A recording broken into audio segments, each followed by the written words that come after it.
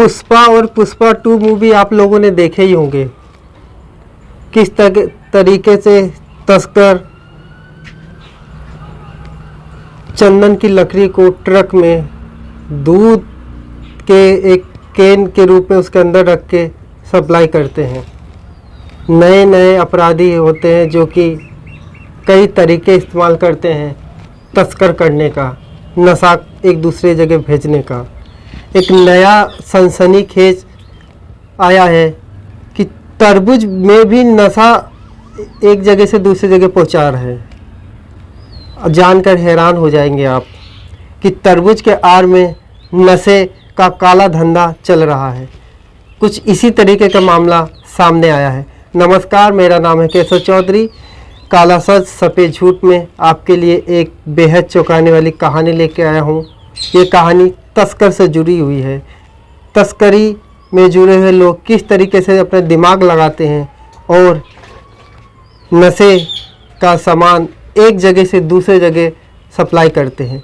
ये एक बेहद प्रश्न चिन्ह भी उठाता है, लेकिन साजिश ऐसे रचे हैं, उसका पर्दाफाश किस तरीके से हुआ, आज ये पूरी कहानी मैं आपके सामने में लेके आ रहा हूँ।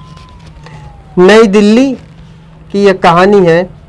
20 मई 2025 को ANTF को सूचना मिली कि एक ट्रक से भारी मात्रा में गांजा लेकर दिल्ली के सोनिया विहार से होकर गुजरने वाला है। इस सूचना पर क्राइम ब्रांच की एक टीम गठित की गई और रात 21 मई की रात करीब 2 बजे ट्रक को पुष्टा रोड सोनिया विहार में रोका गया। पहले देखने में तो सिर्फ तरबूज से लदे हुए एक ट्रक से प्रतीत हो रहे थे, जिसपे कि तरबूज का खेप लदा हुआ था। जब ट्रक की तलाशी ली गई तो उसमें तरबूज के नीचे छिपाकर रखे गए 17 प्लास्टिक बैग मिले। प्रत्येक बैग में हरे पत्ते जैसा पदार्थ था। हरे पत्ते को गांजा होने की पुष्टि का अनुमान लगाए जा रहे थे। जांच के लिए मौके पर FCL टीम को बुलाया गया। जांच में वो पदार्थ गांजा ही निकला। इस मामले में आरोपियों के खिलाफ NDPS एक्ट के तहत केस दर्ज कर उन्हें न्यायिक हिरासत में भेज दिया गया। पुलिस की माने तो मलिक पिछले 4-5 सालों से आंध्र प्रदेश के राजमुरादी से इस तरह छिपाकर गांजे तस्करी कर रहा था।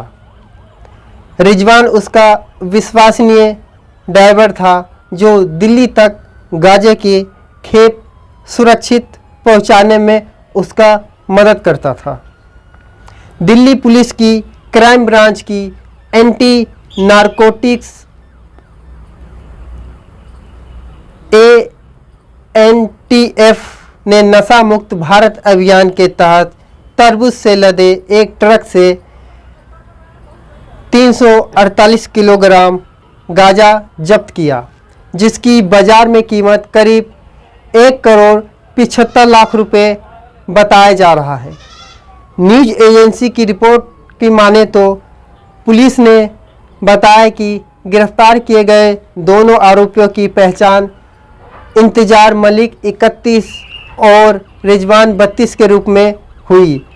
इसमें इंतजार मलिक इस तस्करी रैकेट का मास्टरमाइंड बताया जा रहा है।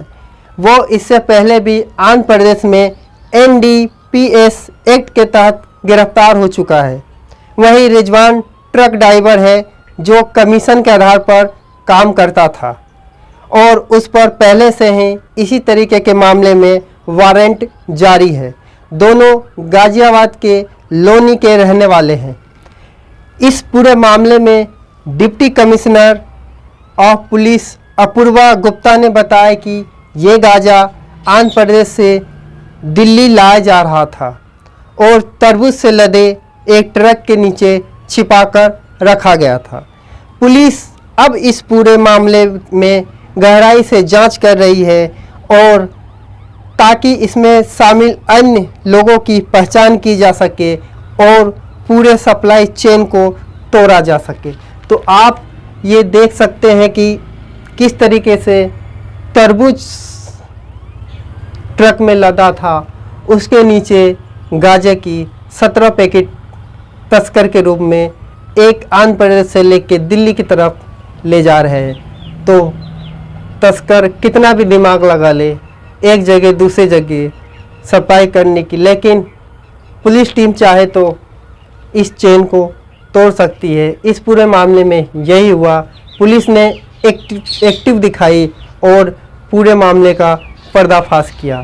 तो ये एक हैरान करने वाली कहानी आपके सामने है। ये पूरे कहानी में आपका क्या राय है, कमेंट्स ज़रूर करिएगा। और याद रखें, अपराध और अपराधी किसी भी अपराध के तरह अपराध करे तो वो बच नहीं सकता है। कुछ ना कुछ सुराग या खुफिया जानकारी उसके पीछे पहुंचकर उसे पर्दाफाश जरूर कर देता है। तो फिलहाल कहानी में इतना ही, फिर मिलते हैं किसी नई कहानी के साथ। जब तक के लिए अनुमति दे दीजिए, नमस्कार। याद रखें, कल फिर हम एक कहानी आपको सुनाएंगे। राजा रघुवंशी मर्डर केस शुरू से लेकर आखिर तक क्या हुआ, पूरी कहानी आपके सामने लाएंगे। तो देखने के लिए हमारे चैनल को लाइक, सब्सक्राइब और शेयर जरूर करें। जी हाँ, आज रविवार की शाम 6 बजे की खबर के अनुसार दिल्ली के उत्तर पूर्वी इलाके सोनिया विहार में पुलिस ने गांजा तस्करी के एक बड़े नेटवर्क का भांडाफोड़ किया है। तरबूज से लदे एक ट्रक से 348.176 किलोग्राम गांजा बरामद किया गया। इस मामले में 2 आरोपियों को गिरफ्तार किया गया है। पुलिस जानकारी के अनुसार गिरफ्तार किए गए आरोपियों की पहचान इंतजार मलिक और रिजवान के रूप में हुई है। इनमें से इंतजार मलिक इस तस्करी रैकेट का मास्टरमाइंड बताया जा रहा है। इस मामले में आरोपियों के खिलाफ NDPS एक्ट के तहत केस दर्ज कर उन्हें न्यायिक हिरासत में भेज दिया गया है।